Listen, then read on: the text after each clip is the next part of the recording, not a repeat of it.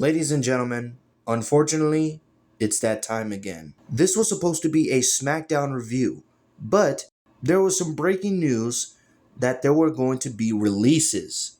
And oh boy, some of them kind of shocked me. So let's go over them. The first release I want to talk about is Braun Strowman. Now, this isn't the first time that Braun Strowman got released. He got released all the way back in 2021.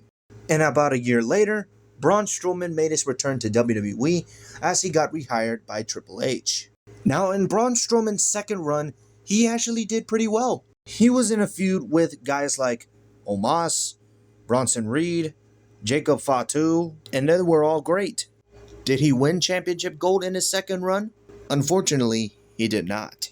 I feel like Braun Strowman would have won like the United States title, but he wasn't really given that opportunity. Am I gonna miss Braun Strowman? Yeah, I am.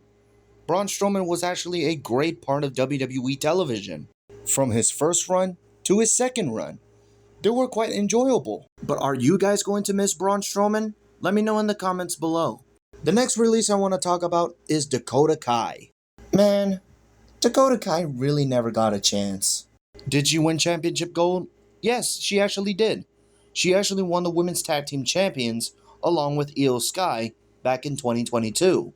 She returned to WWE TV at SummerSlam back in 2022 when her, Bayley, and Io Sky formed Damage Control. She also competed in the Women's Intercontinental Championship Tournament, which she went to the finals to face Lyra Valkyria, which she unfortunately did not get the victory.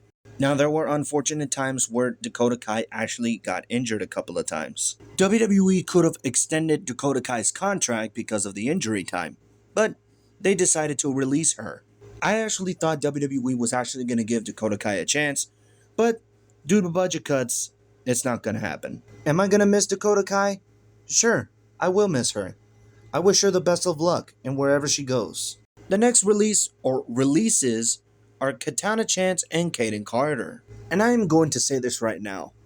Why would you release a legitimate women's tag team when we have Natalia teaming up with whoever nowadays?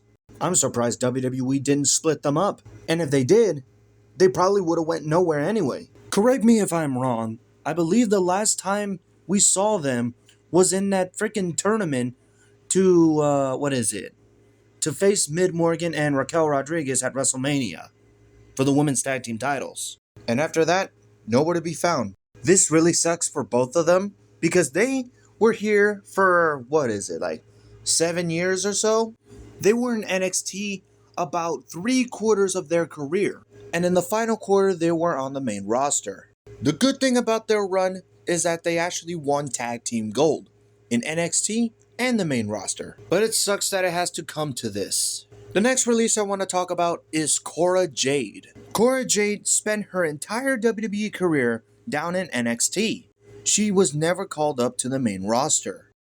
For most of her WWE career, she was actually injured because there were some times where she got injured from her knee, and I think that's all I can remember. But she did have some memorable moments when she turned on Roxanne Perez, when she had that feud with Roxanne Perez. She was even NXT Women's Tag Team Champions along with Roxanne Perez. And she was even with Roxanne Perez when she returned back in 2024. If they would have kept them as a team, they could have won the tag team titles in the main roster. But WWE had other ideas. Now, the next release I want to talk about is Shayna Baszler. Shayna Baszler was incredible in NXT. Well, some of us know that. Not everyone knows that. But when she got called up to the main roster, she had potential.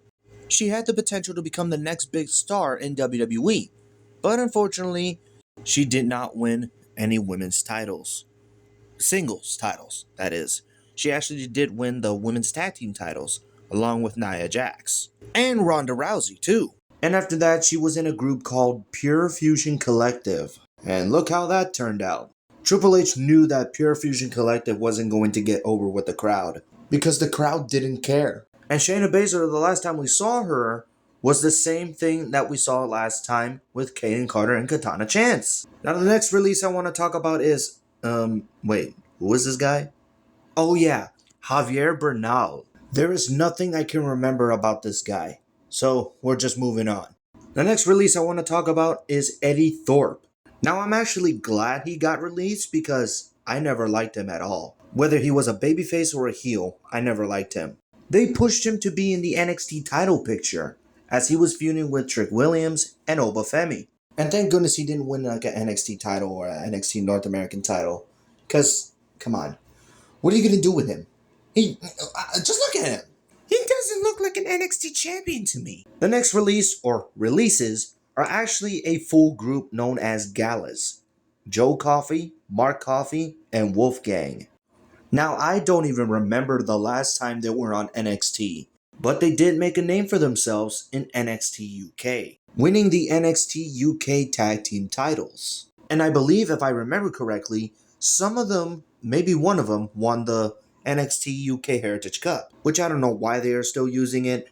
They should have retired it. And this was a group that was never called up to the main roster. They could have fit perfectly in the tag team division, either on Raw or Smackdown.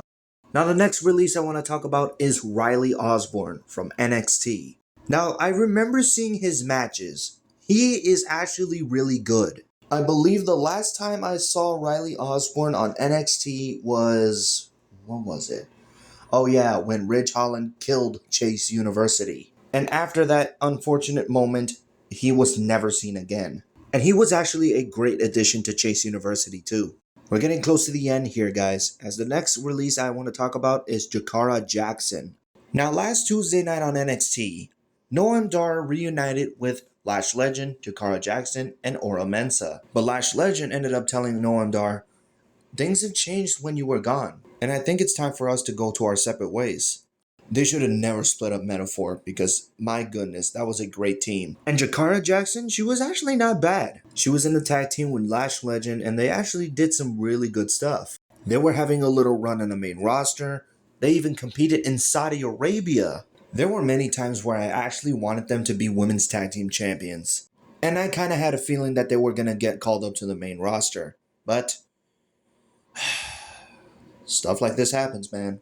Now the last release as of this video is Oro Mensa. He was also a part of Metaphor as well. When Noam Dar was hurt, Oro Mensa had to find a way to carry Metaphor on. The girls were doing their thing, but what about Oro Mensa?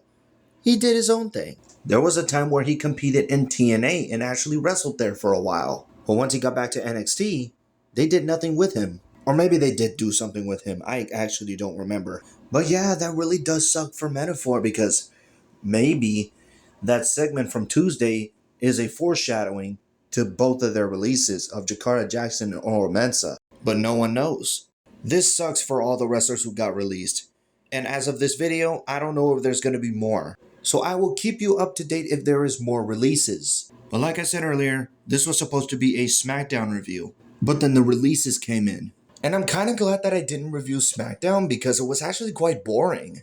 If the releases didn't happen and if Smackdown was that boring, there wouldn't be a Smackdown review from me. But hey, at least you have something from me. It's better than nothing, right? So I want to know from you guys, were you shocked by these releases? If so, which one were you shocked by the most? Let me know in the comments below. Thank you guys for watching. Like, comment, subscribe, tap the notification bell for more videos. Follow me on Twitter at EthanStoryShow, and I'll see you on the next one.